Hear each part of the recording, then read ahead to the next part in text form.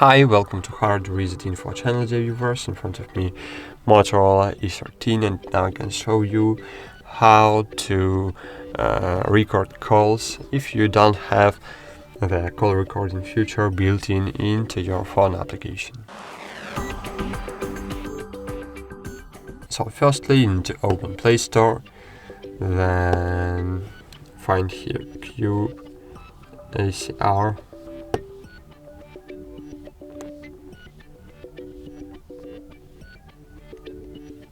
And install this app.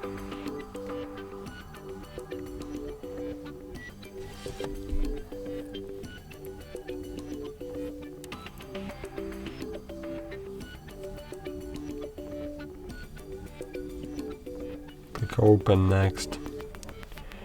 Grant, while, allow. Enable.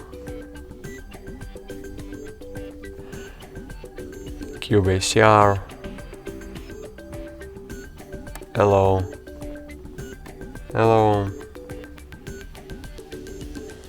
Go eat. Allow. Yes. Cross. Great. Now all your calls will be automatically recorded. But if you want to record your calls when your voice and the voice of your communication partner will be recorded, you need to enable speaker mode while calling. Okay, that's it.